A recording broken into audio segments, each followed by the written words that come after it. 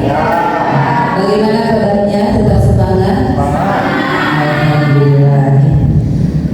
Pertama-tama mari kita panjatkan puji dan syukur kehadirat Allah Subhanahu wa taala yang masih memberikan kita kesehatan, kenikmatan sehingga pada siang hari ini kita masih semangat dan salah satunya berkumpul di sini dalam rangka aksi nyata modul 1.4 budaya positif dengan materi menyebarkan pemahaman dan pengalaman penerapan budaya positif yang nanti akan disampaikan materinya yaitu oleh Ibu Nurjana SPD sebagai calon guru penggerak angkatan 9. Salawat dan salam senantiasa tercurah kepada Nabi besar Muhammad SAW, kepada keluarganya, kepada para sahabatnya, kepada para tabiinnya, dan insya Allah sampaikan kepada kita yang mengikuti ajarannya.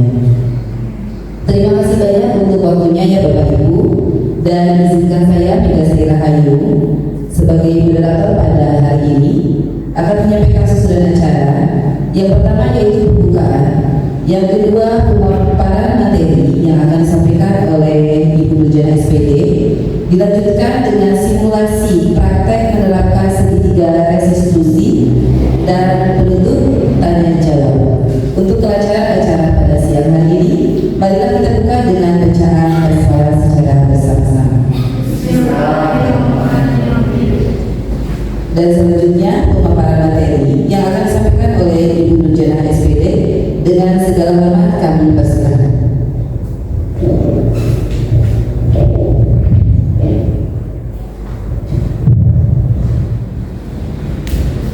Terima kasih saya ucapkan kepada moderator atas waktunya. Izinkan saya memberikan salam dulu kepada Bapak Ibu semua. Assalamualaikum warahmatullahi wabarakatuh. Mohon maaf Bapak Ibu untuk sebelumnya saya kumpulkan di sini karena saya ingin menyampaikan aksi nyata saya dengan materi menyebarkan pemahaman dan pengalaman penerapan budaya positif di CGP Angkatan 9 ini.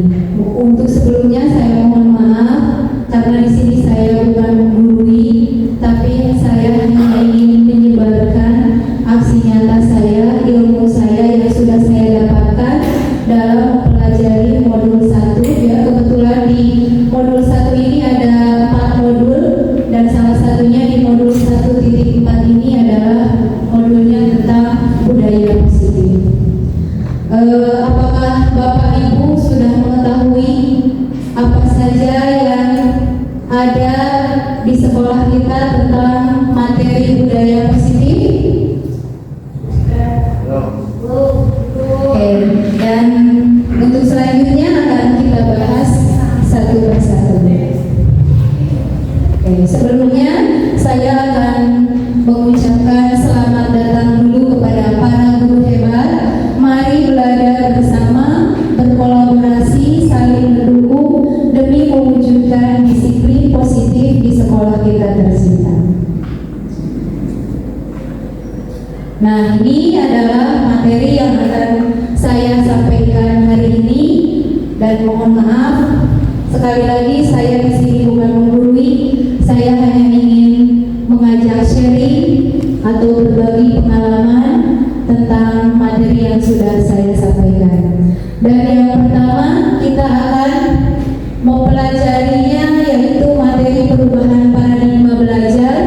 Yang kedua adalah disiplin positif. Yang ketiga kebutuhan dasar manusia. Yang keempat motivasi perilaku manusia. Yang kelima posisi kontrol restitusi. Yang keenam keyakinan kelas. Dan yang ketujuh adalah segitiga restitusi.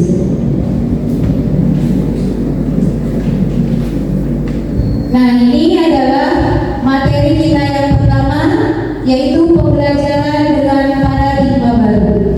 Pembelajaran dengan paradigma baru dirancang berdasarkan prinsip pembelajaran yang berdiferensiasi sehingga setiap siswa belajar sesuai dengan kebutuhan dari tahap perkembangan untuk mewujudkan profil pelajar Pancasila.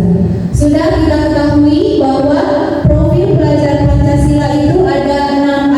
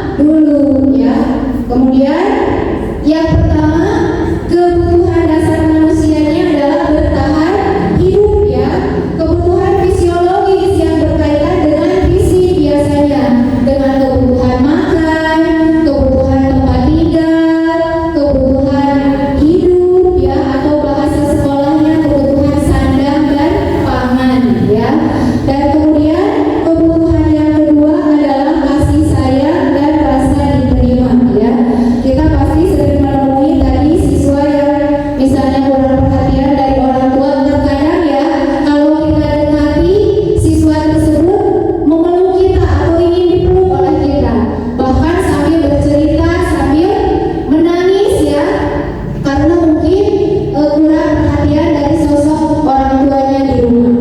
Nah, kemudian yang ketiga ada kebutuhan penguasaan, ya, di mana siswa misalnya dalam satu kelas ada yang ingin menjadi penguasa, ya, biasanya ini kelas saya, ya saya yang berkuasa di sini, atau misalnya saya kan siswa pinter, jadi saya boleh dong berkuasa di kelas ini. Biasanya ada yang siswa seperti itu.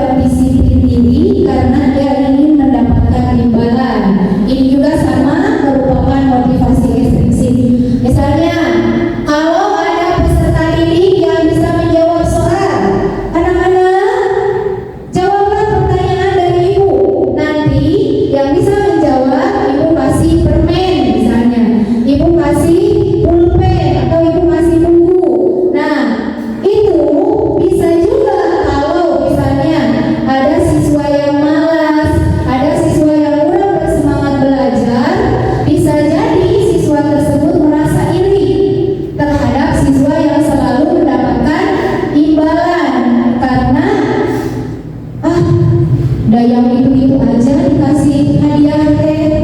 Bukan saya tidak punya atau tidak bisa menjawab, ya udah nggak usah menjawab saja, karena si A misalnya udah lebih mampu, udah lebih mahir, akan tetapi berakibat juga terhadap siswa yang selalu diberi imbalan, dan akhirnya siswa itu akan selalu menjawab setiap pertanyaan dari guru, tidak memberikan kesempatan kepada temannya atau kepada yang lain. Nah, kemudian yang ketiga, ada menghindari nilai-nilai kebajikan diri sendiri. Artinya, murid melakukan disiplin diri karena sadar akan nilai kebajikan dirinya merupakan motivasi intrinsik. Nah, ini yang akan kita tanamkan dalam tujuan materi ini, yaitu agar siswa dapat mengimplementasikan disiplin diri agar dia sadar akan nilai kebajikan dirinya. Kemudian lebih baik siswa itu berarti melakukan motivasi intrinsik, ya Bapak Ibu, dibanding misalnya motivasi ekstrinsik.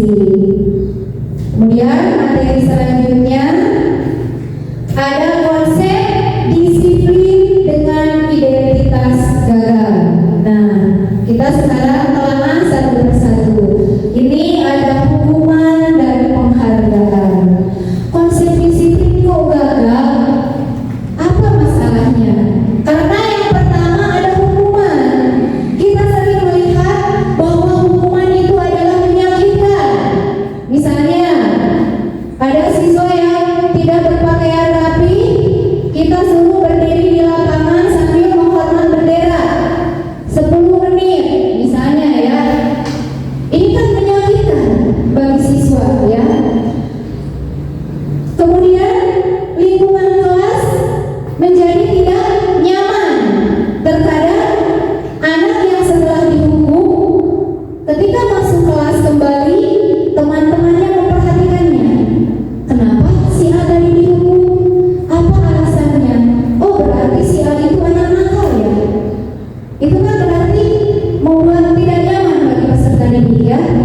Dan kemudian yang selanjutnya, murid menjadi takut, ya, karena kita selalu menghukum anak-anak yang salah, ya. Bahkan saya sendiri juga masih suka melakukan hukuman, ya. Terkadang dengan spontannya menghukum seorang siswa tanpa misalnya melihat dulu latar belakang peserta didiknya. Kemudian yang keempat ada memaksa. Nah, ini memaksa, ya. Misalnya anak tidak mengerjakan tugas karena misalnya di rumahnya tidak ada yang mengingatkan, tidak ada keluarganya. Kemudian setelah di sekolah dihukum oleh gurunya, ya terpaksa anak tersebut melakukan atau menjalankan hukuman yang diberikan oleh guru tersebut dengan terpaksa tanpa memberitahu alasan mereka tidak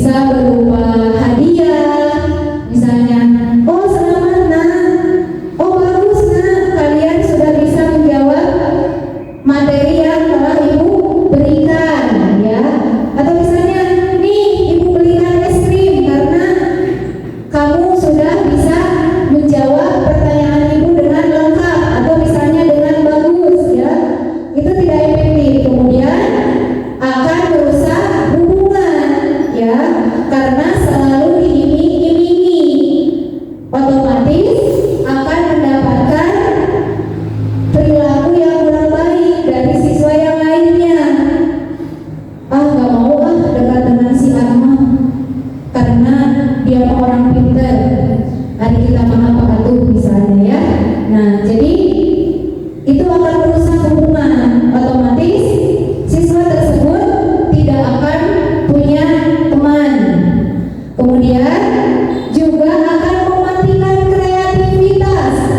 Contoh, misalnya di kelas ada siswa yang belum bisa membaca, kemudian dia belajar membaca, satu hari bisa satu kata, kemudian bisa dua kata lagi, kemudian bisa tiga kata. Dikala anak mau berkembang, kata ibu gurunya seperti ini, nah selamat ya, kamu sudah bisa membaca satu kalimat loh. Yo sekarang ikut ke ibu berikan es krim misalnya. Nah, anak tersebut tidak mau berkembang nantinya, karena saya sudah bisa membaca satu kalimat saja, saya sudah diberikan es krim. Ya sudah, saya tidak mau berusaha untuk bisa. Kemudian yang keempat, menghukum dengan sistem ranking. Nah, kan sekarang sudah kurikulum merdeka. Di kurikulum merdeka kan tidak ada sistem rankingan ya. Apalagi kalau misalnya diumumkan di depan kelas, kalau memang untuk siswa yang berprestasi, yang pintar, pasti itu membanggakan. Akan tetapi bagi siswa yang biasa-biasa saja, atau bahkan misalnya di bawah rata-rata nilainya, otomatis peserta didik tersebut akan apa? Ada di selanjutnya merampas hak untuk menghargai dirinya, akan menjadi rendah diri, apalagi kalau misalnya terdengar atau diketahui oleh kedua orang tuanya. Betapa sedihnya mereka mendengar bahwa anaknya mendapatkan peringkat paling bawah di kelasnya, kemudian mendapat perlakuan yang kurang bagus, diolok-olok, dibully misalnya. Nah, itu konsep disiplin dengan identitas negara. Selanjutnya ada konsep disiplin dengan identitas sukses. Nah, ini adalah ada konsekuensi, kemudian juga restitusi ya. Konsekuensi itu ya, ada yang namanya konsekuensi. Apabila siswa melakukan kesalahan, pasti ada konsekuensinya atau akibatnya ya. Kemudian yang pertama, penguatannya jangka pendek ya, penguatannya jangka pendek. Misalnya kita di kelas ada seorang siswa yang menjatuhkan minuman temannya, kemudian lantai basah. Guru berkata, nah barusan kamu yang menjatuhkan minuman. Ya bu, kalau misalnya kamu menjatuhkan minuman, lantai basah, berarti apa yang harus kamu lakukan? Kamu harus membersihkannya. Kemudian anak tersebut berusaha membersihkan, mengepel lantai. Akan tetapi ini konsekuensinya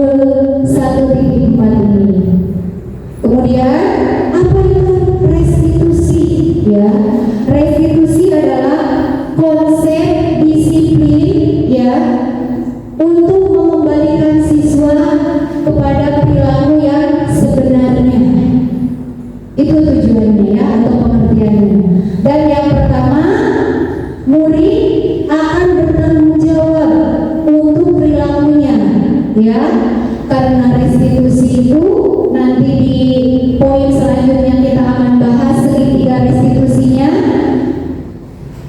Jadi kita akan menelaah kasus anak tersebut melakukan hal tersebut itu seperti apa. Misalnya kita tanya, nah kenapa kamu tadi melakukan hal tersebut? Tidak apa-apa melakukan kesalahan karena kita juga manusia. Akan tetapi apa alasannya kamu melakukan hal tersebut? Dan kemudian si anak itu pasti menjawab, misalnya, ibu, dan saya tidak sengaja, misalnya kayak gitu jawabannya.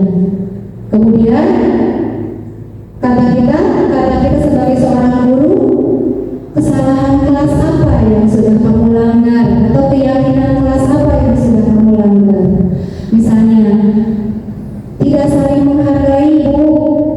Apakah kamu bersedia memperbaikinya? Misalnya, siap Bu, saya bersedia.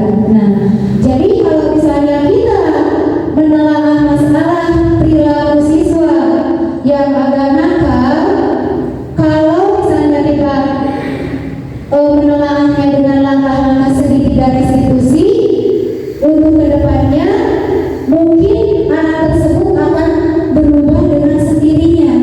Tidak ada paksaan, tidak ada rasa takut, ya. Karena tadi kita tahu latar belakang siswa melakukan hal tersebut itu seperti apa. Dan saya sendiri juga sering mempraktekkan, atau bahkan Bapak Ibu guru juga pasti udah sering mempraktekkan yang disebut segitiga restitusi, ya. Cuma kita belum tahu apa itu istilahnya, ya. Pasti sudah melakukan langkah-langkah tersebut. Karena anak di zaman sekarang itu, kalau kita langsung menyalahkan mereka tidak akan menerimanya. Otomatis kita harus tahu dulu latar belakangnya. Siswa melakukan hal tersebut itu untuk apa? Kemudian yang kedua, fokus pada pemecahan masalah jangka panjang. Jadi kalau misalnya kita telaah dulu, kita akan mampu menyelesaikan masalah yang dihadapi oleh mereka. Adapun misalnya kita belum berhasil, kita hanya seorang guru, kita manusia biasa, kita kembalikan lagi kepada Sang Pencipta. Maksudnya kita tidak bisa memaksa. Kalau belum ada niat dari peserta didik tersebut untuk berubah, itu akan sulit. Tadi harus ada motivasi intrinsik dulu, ya. Kalau misalnya belum ada motivasi intrinsik, sudah kita bilangin, sudah kita kasih tahu, sudah kita kasih nasihat, otomatis anak tersebut akan susah untuk berubahnya. Bahkan saya sendiri mengalami beberapa hari kebelakang ada dua orang siswa yang suka kabur di salah satu jam pelajaran ke-4, 5, dan 6. Kebetulan saya wali kelas 7B. Saya panggil bersama guru BK, Bu Andi waktu itu, ya. Dan saya mencoba menerapkan segitiga ini bersama Bu Andi. Dan untuk satu orang siswa alhamdulillah berhasil sampai sekarang. Dan untuk satu orang siswanya masih seperti itu. Ya sudah, kita sudah memberi nasihat, sudah memberi peringatan. Berarti kita hadapi dengan senyuman dan sabar, ya Bapak Ibu. Karena kodrat manusia itu adalah berubah, ya. Jadi terkadang hari ini seperti ini, hari besok seperti itu. Apalagi siswa-siswa di usia SMP itu masih menggebu-gebu, ingin mencoba hal-hal yang baru, bahkan terhadap hal-hal yang kurang baik, ya. Kemudian yang ketiga, ada murid menghormati dirinya dan orang lain. Setelah kita melakukan restitusi ini, akhirnya murid akan menghormati dirinya dan juga orang lain. Kemudian yang keempat, ada teori kontrol. Jadi dirinya yang memegang kontrol. Oh, saya melakukan hal ini salah. Oh, kalau saya melakukan hal ini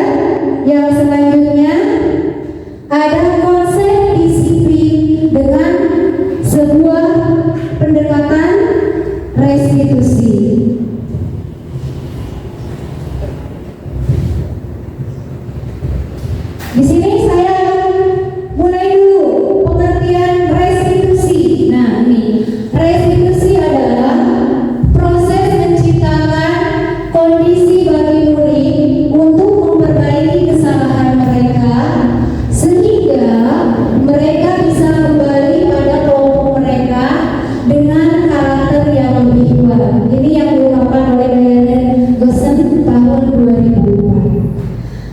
Kemudian pengertian restitusi itu juga memiliki ciri-ciri. Nah, yang pertama ciri-cirinya bukan menebus kesalahan, namun belajar dari kesalahannya.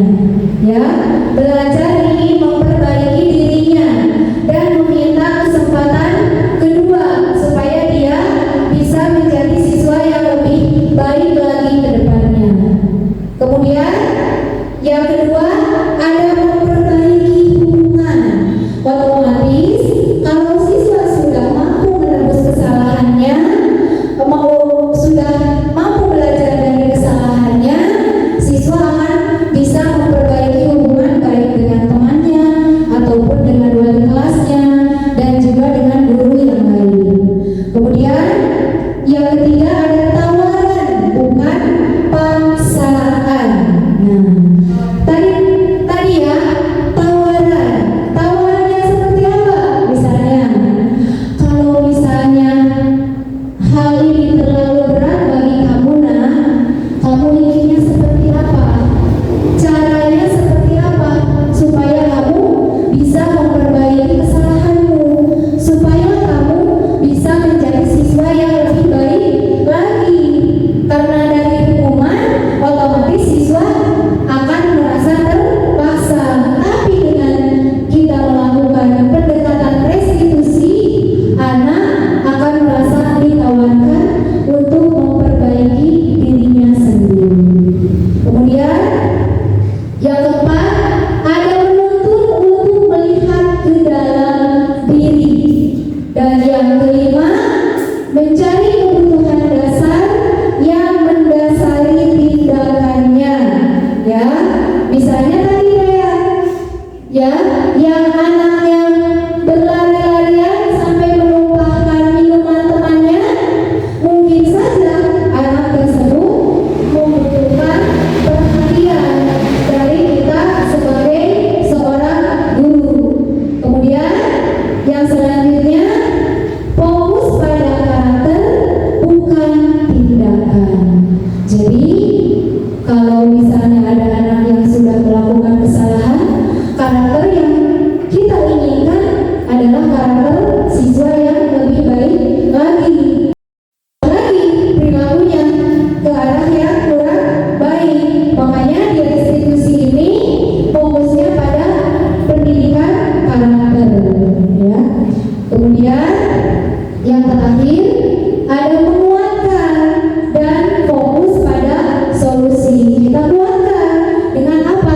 Dengan keyakinan kelas bahwa misalnya kabur tersebut adalah perilaku yang sudah melanggar keyakinan kelas, bahwa keyakinan kelasnya misalnya di keyakinan kelasnya salah satunya adalah fokus belajar dengan bersungguh-sungguh. Nah, kalau misalnya anak tersebut kabur di saat jam pelajaran berlangsung, otomatis dia melanggar salah satu keyakinan kelas yang sudah dibuat oleh siswa itu sendiri dan guru atau wali kelasnya. Kemudian yang selanjutnya ada perbedaannya. Di sini ada contoh kasus pertama. Siswa kabur di saat kegiatan belajar mengajar masih berlangsung. Nah, kalau hukuman, otomatis guru menghukum siswa dengan cara berdiri menghormat bendera selama 10 menit, misalnya ya. Kemudian guru marah pada murid dan murid menjadi takut.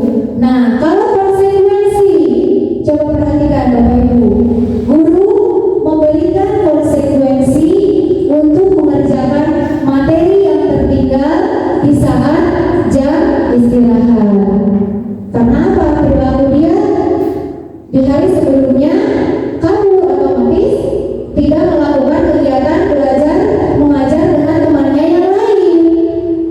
otomatis guru tersebut akan memberikan akibatnya. Akibatnya dia harus mencatat sendirian. Misalnya dia istirahat atau bahkan pulang lebih lambat dibanding teman-temannya karena dia belum mempelajari materi yang dibahas di saat dia melakukan kabur. Kemudian restitusinya, guru menanyakan keyakinan kelas atau dirinya dan membantu siswa menyelesaikan permasalahannya. Tidak apa-apa melakukan kesalahan karena kita manusia biasa, sejatinya pasti melakukan kesalahan. Akan tetapi alangkah baiknya jika kesalahan tersebut bisa diperbaiki. Dan keyakinan kelas apa yang sudah kamu langgar misalnya ya. Kemudian guru terbuka dan siswa menghormati dirinya juga orang lain. Jadi kita juga harus terbuka dan harus menerima pendapat siswa tersebut. Kemarin juga saya sudah mencoba dengan Bu Andin ya, guru BK, menanyakan siswa tersebut apa alasannya melakukan kabur. Katanya bosan. Bu, bosan di kelas. Bosan di kelas, seperti itu. Ya. Jadi mungkin bosan itu kita harus berefleksi. Berarti guru juga harus memperbaharui ilmu kita supaya tidak monoton, supaya anak bisa menjadi senang belajar bersama-sama kita di dalam kelas. Jadi sebenarnya bukan hanya kesalahan murid di sini ya, tapi secara tidak sadar saya sendiri juga sering melakukan kesalahan, bahkan merasa egois. Egoisnya seperti apa?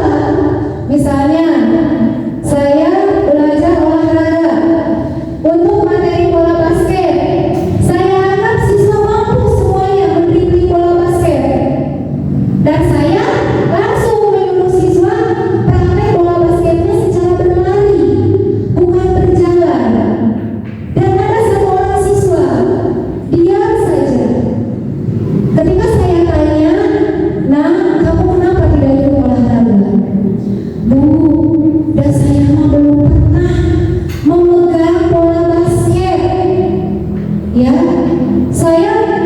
mana saya tahu cara dribbling bola basket." Nah, kalau saya egois dengan tindakan saya sendiri, otomatis anak tersebut akan saya tinggalkan, akan saya tidak bimbing. Tapi saya sadar bahwa kemampuan siswa itu berbeda-beda. Jadi saya pisahkan si A yang sudah mahir mendribbling bola basket secara berjalan, saya tesnya dengan secara berlari. Kalau misalnya anak belum bisa dribbling secara berjalan, saya tesnya dia melakukan dribbling dengan diam di tempat. Dan anak sudah mau memegang bola basket pun saya sudah hargai ya. Kemudian selanjutnya, nah ini ada 5 posisi kontrol restitusi ya. 5 posisi kontrol. Coba kira-kira Bapak Ibu ada di posisi yang mana selama ini? Posisi 1, posisi mana lagi? 3, posisi teman. Nah, ternyata setelah saya mempelajari modul 1.4 ini, kita itu selama ini sudah ada di 5 posisi kontrol ini Bapak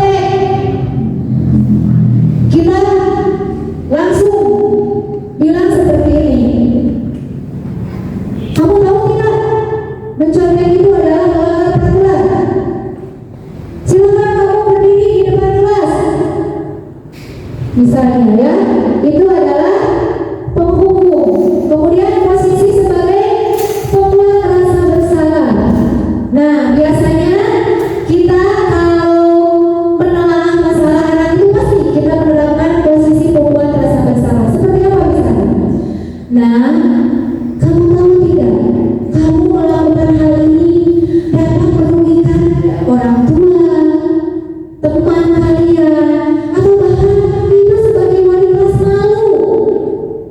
Karena misalnya kita selalu dipanggil oleh kepala sekolah bahwa anak-anak di kelas itu banyak yang nakal misalnya. Nah, ini adalah posisi membuat rasa bersalah. Kemudian di posisi teman, misalnya seperti ini kata-katanya, ayolah tunjukkan bahwa kamu itu bisa menjadi siswa yang lebih baik. Jangan sampai kalian melakukan hal-hal yang kurang baik. Nah, kemudian di posisi pemantau. Nah, di posisi pemantau misalnya seperti ini. Kamu sudah melanggar. Apa konsekuensinya yang akan kamu dapatkan dari perilaku kamu tersebut?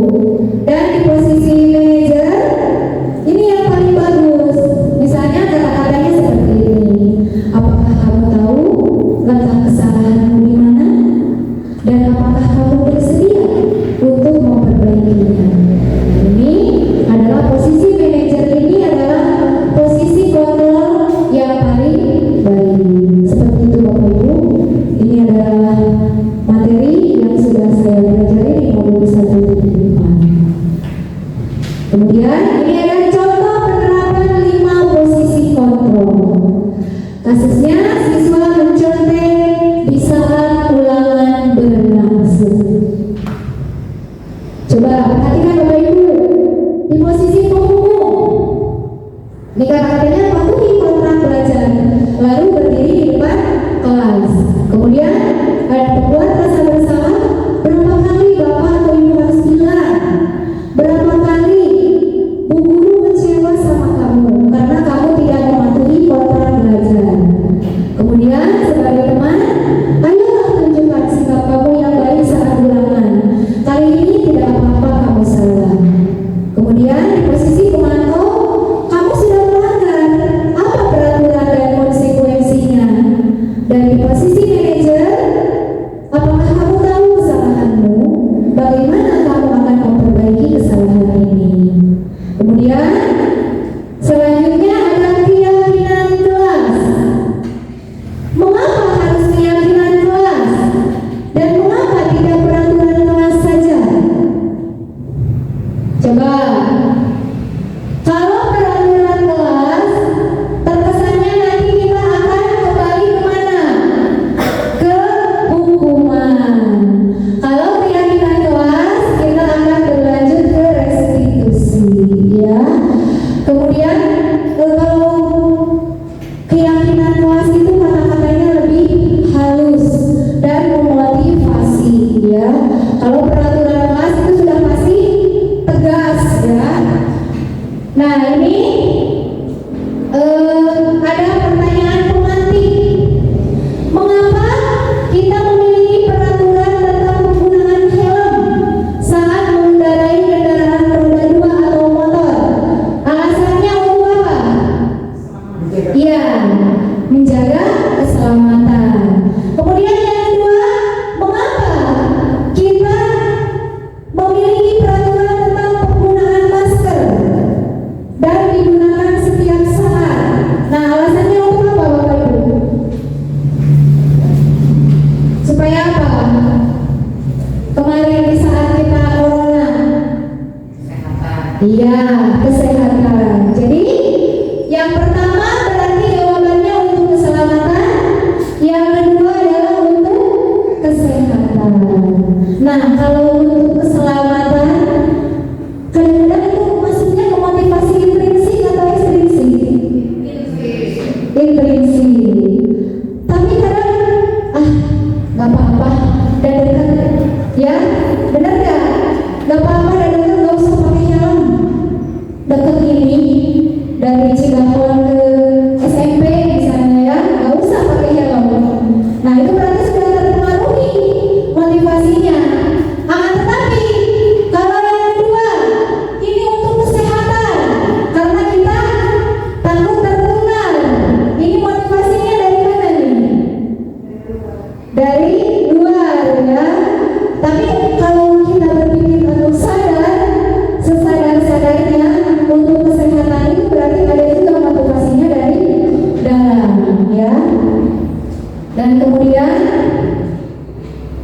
Nah, ini ada kegiatan membuat keyakinan kelas. Guru bersama siswa membuat keyakinan kelas. Pertama-tama kita buat dulu peraturan kelasnya. Misalnya harus disiplin waktu, harus berpakaian rapi. Di peraturan kelas itu pasti menggunakan kata harus, misalnya ya. Nah, kemudian saya menuliskan di papan tulis apa saja peraturan kelas yang akan kita laksanakan, dan saya merumuskan peraturan itu menjadi keyakinan kelas. Dan yang terakhir, menempelkan keyakinan kelas itu di depan kelas. Kemudian selanjutnya ada keyakinan kelas. Ini keyakinan kelas yang sudah saya buat bersama kelas saya di kelas 7D dan sudah saya terapkan juga di kelasnya Bu Desi kemarin ya, di kelas 7D. Ini yang pertama ada disiplin waktu, belajar dengan tekun, semangat dan percaya diri, menjaga kebersihan kelas, berpakaian lengkap dan rapi, disiplin mengerjakan tugas dengan memenuhi dengan penuh ketelitian, saling menghargai dan menyayangi, setiap suara penting. Kemudian kita adalah tim, belajar dengan keras dan berusaha mencapai yang terbaik. Dan yang terakhir, kami bertanggung jawab atas perilaku kami sendiri. Nah, kalau keyakinan kelas itu lebih abstrak ya, atau nyata dibanding dari peraturan kelas. Artinya bila siswa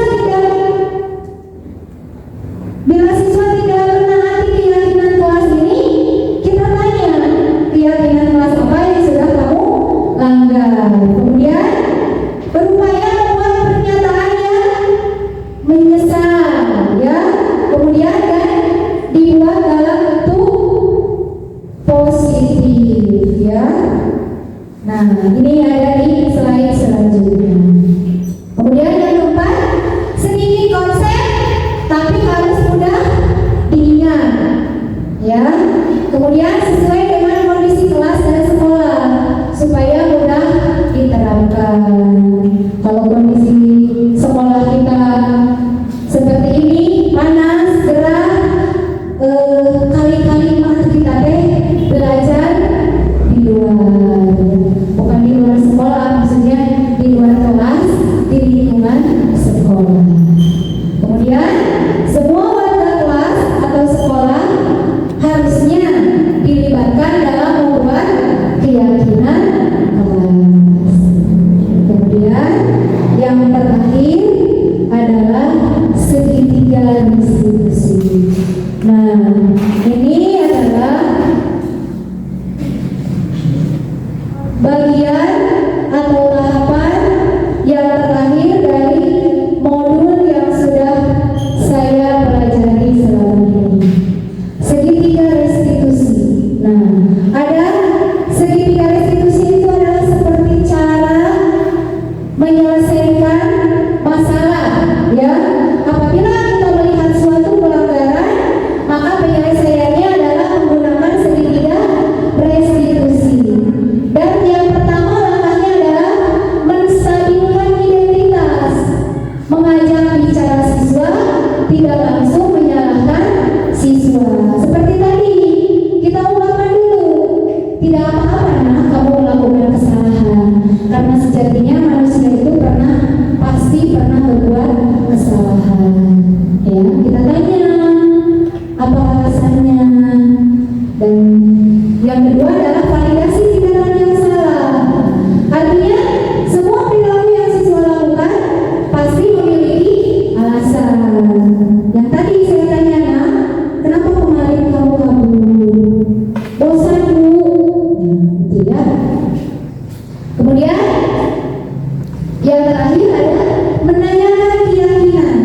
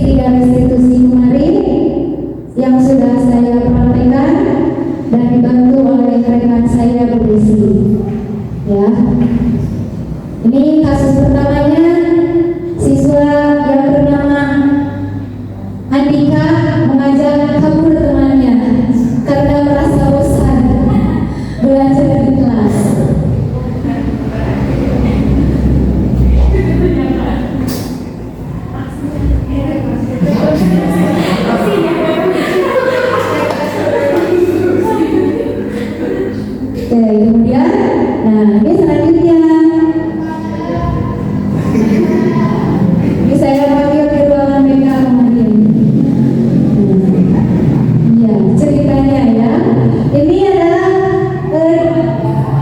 tahapan seketika restitusinya menstabilkan identitas dan validasi tindakan.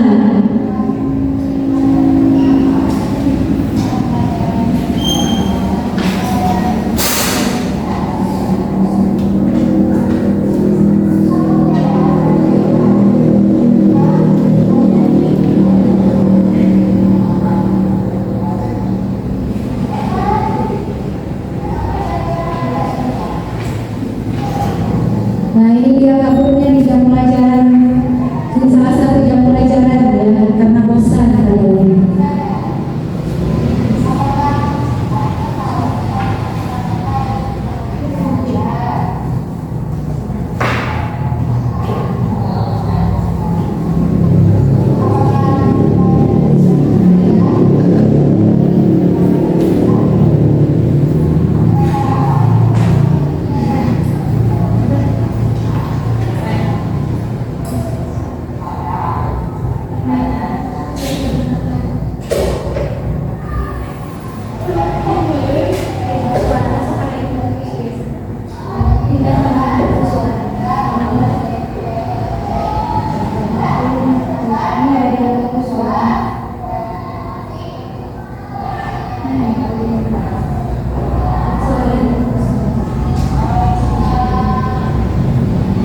Oke, dan sekarang ada kasus yang kedua. Ini ada salah satu siswa yang mencontek di saat ulangan.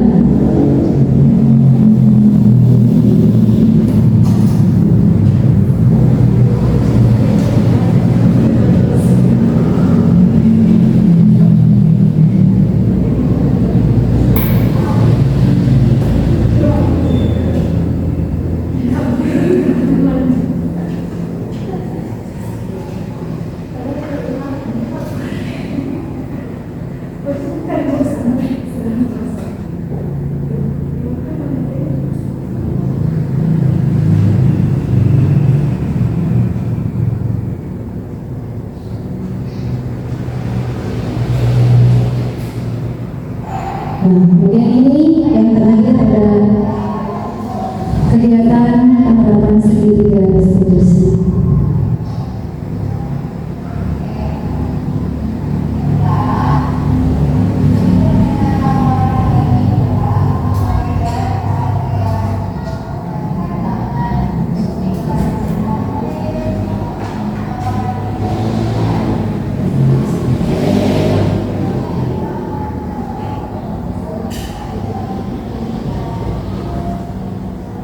Karena malam tidak menghafal katanya.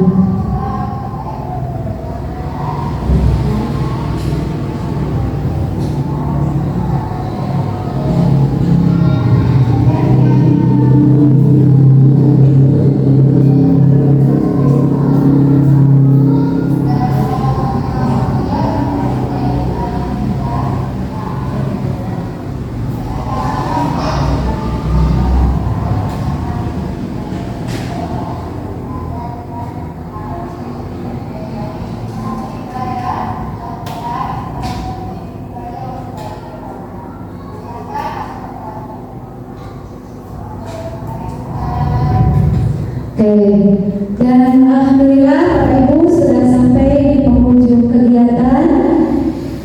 Dalam penerapan program disiplin positif ini, hendaknya guru memiliki standar kepribadian, profesional dan sosial yang baik, di mana guru mampu berefleksi pada posisi kontrolnya saat ini, bagaimana perjalanan dirinya sebagai seorang among atau seorang manajer yang menuntut murid-murid menjadi insan yang mandiri, merdeka, dan bertanggung jawab sesuai dengan standar nasional pendidikan.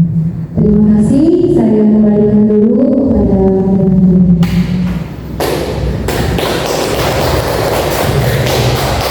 Iya, terima kasih Ibu Nurjana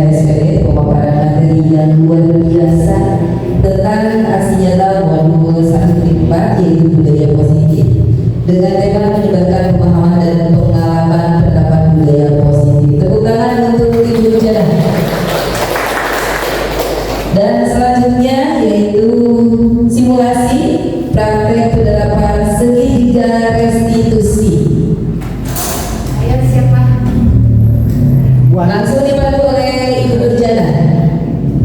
Baik, terima kasih. Baik Bapak Ibu, di sini kita akan melaksanakan simulasi restitusi. Adakah yang berkenan menjadi seorang gurunya? Ya, terima kasih Bu Andi, silakan ke depan. Kemudian adakah yang bersedia menjadi siswanya? Oke, terima kasih Bu Mia, silakan ke depan. Yang ini sudah disediakan skripnya, silakan analisis dulu. Ini ada beberapa kasus, ada 3 kasus. Ini gurunya, ini yang kasus guru, yang kasus hanya sebagai murid. Ini sudah ada skripnya di sini. Ini yang muridnya.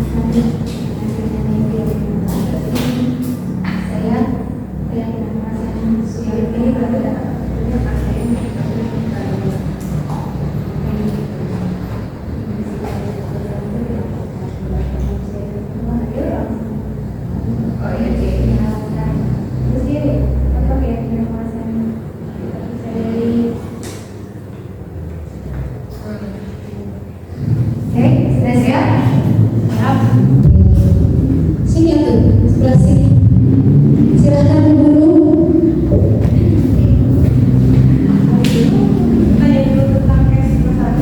Iya. Iya.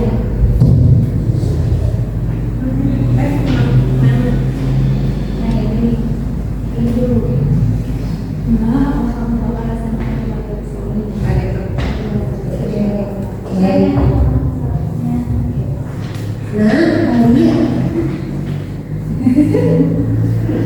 Kamu apa kamu tahu kesalahan apa sehingga ibu mengundang kamu ke sini? karena saya mengejek Amira. Kenapa kamu mengejek kami? Karena nilai saya lebih bagus daripada Amira. Jadi kamu merasa mungkin lebih unggul dari Amira ya? Tapi tahu tidak kalau kamu itu menyakiti hati Amira? Tidak, karena saya merasa bangga dengan nilai saya.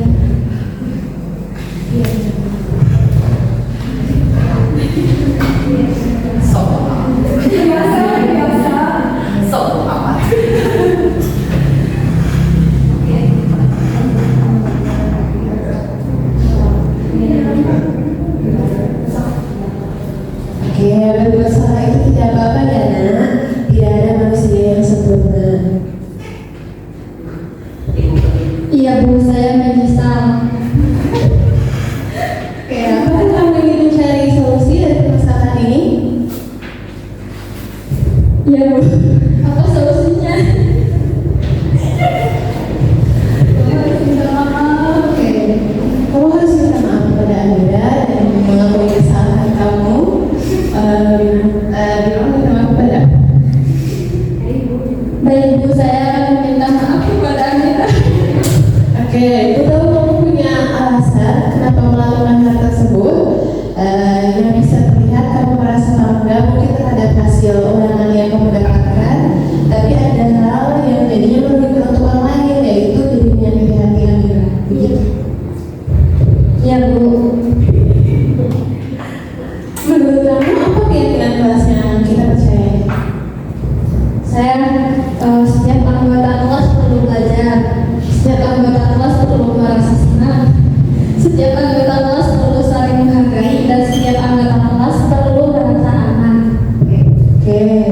Kalau begitu, keyakinan apa yang kira-kiranya yang perlu kamu tunjukkan?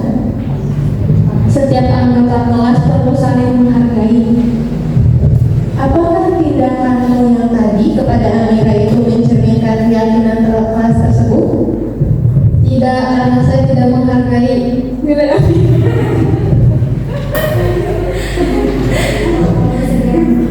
Ya, apakah kamu sekiranya kamu bersedia untuk memperbaiki kesalahan yang sudah kamu lakukan kepada Amira? Bersedia, Bu. Kalau sudah bersedia, Ibu bangga terhadap kamu bisa menerima dan bisa mengakui kesalahan kamu. Maka dari itu silahkan datangi Amira lalu minta maaf dan bilang bahwa setiap nilai yang kamu dapatkan itu, setiap nilai yang kamu dan Amira itu sama, tidak ada yang berbeda ya. Baik, Bu.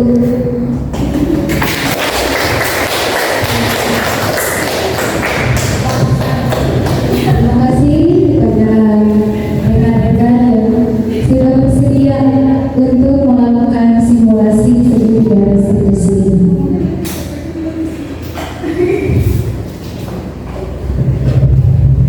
Terima kasih untuk Ibu Andi dan Ibu Mia, ya, tepuk tangannya yang sudah tadi mempraktekkan tentang segitiga restitusi.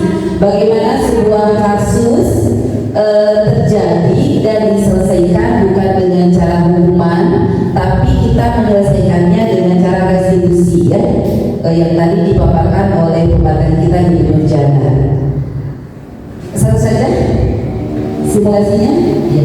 Cukup jelas ya Ibu Bapak ya, dan tadi pemaparan yang luar biasa betul untuk kita semua bahwasanya ketika sebagai seorang pendidik, ketika siswa melakukan sebuah kesalahan, cenderung kita memberikan hukuman ya Ibu ya, dan ternyata itu tidak baik untuk mental siswa kita. Jadi setelah kita tadi mendengar pemaparan yang cukup detail, ternyata begini langkah-langkah luar biasa. Terima kasih Bu Nurjana untuk materi hari ini. Dan selanjutnya kita ke sesi tanya jawab dari Bapak Ibu guru hebat. Ada yang ditanyakan? Khusus materi ini atau sudah cukup jelas? Memang tadi pemaparannya cukup jelas ya, jadi tidak ada yang ditanyakan. Itu saja. Demikianlah pertemuan hari ini tentang aksi nyata menyebarkan pemahaman dan pengalaman budaya positif yang disampaikan oleh Bu Nurjana SPD selaku calon guru penggerak angkatan 9. Semoga segala usahanya dilancarkan untuk sampai nanti, dan Bapak Ibu guru hebat tetap semangat untuk mencerdaskan bangsa. Terima kasih banyak untuk waktunya. Kita tutup acara ini dengan membacakan hamdalah secara bersama-sama. Alhamdulillahirobbilalamin. Wassalamualaikum warahmatullahi wabarakatuh.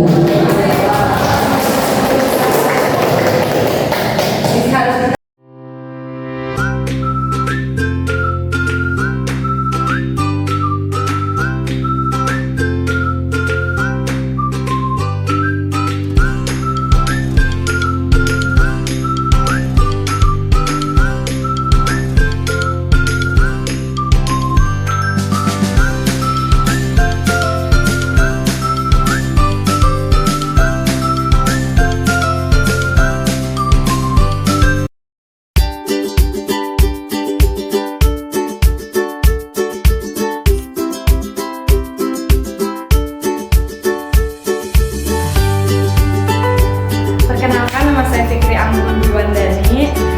Saya rekan sejawat dari Ibu Nurjana SPD, calon guru penggerak angkatan 9. Di sini saya akan memberikan umpan balik atas aksi nyata yang sudah diberikan oleh Ibu Nurjana. Dari rangkaian penyampaian materi yang Ibu Nurjana sampaikan sungguh luar biasa, sangat membuka pandangan saya terhadap pendidikan, terhadap bagaimana cara mendidik anak-anak, terutama dalam budaya positif ini. Sesuai dengan yang disampaikan oleh Ibu Nurjana tadi, bahwa ada beberapa posisi restitusi, dan saya tersadar bahwa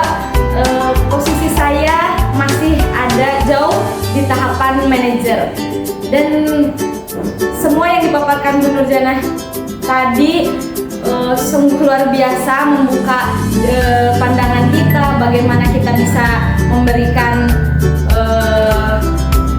pendampingan yang baik kepada anak, bahwa ternyata sejauh ini yang kita lakukan di sekolah masih sangat kurang, masih sangat jauh. Memang bukan sesuatu yang salah, tapi mungkin tadi kalau disampaikan sama Bu Nurjanah itu termasuk ke dalam yang gagal gitu ya. Yang gagal bukan berarti salah, tapi mungkin ada yang lebih baik dari itu. Terima kasih kepada Ibu Nurjanah telah menyampaikan materi dengan sangat lugas, sangat terperinci, sehingga membuka wawasan kami para rekan-rekan untuk dapat memberikan pendampingan yang jauh lebih baik untuk sekolah. Sukses!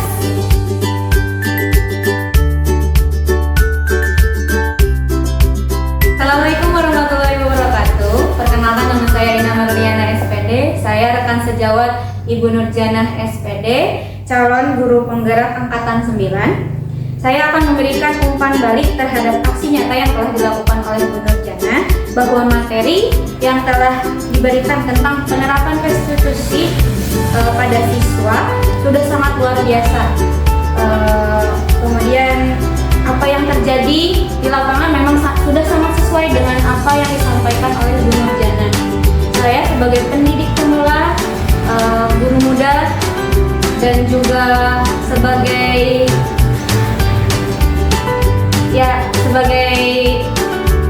rekan sejawatnya sudah berterima kasih kepada Bu Nurjanah sudah menyampaikan materi hal tersebut ya, sehingga saya mendapatkan pembelajaran untuk memberikan pendidikan yang lebih baik lagi kepada siswa-siswi saya ya, sudah sangat luar biasa.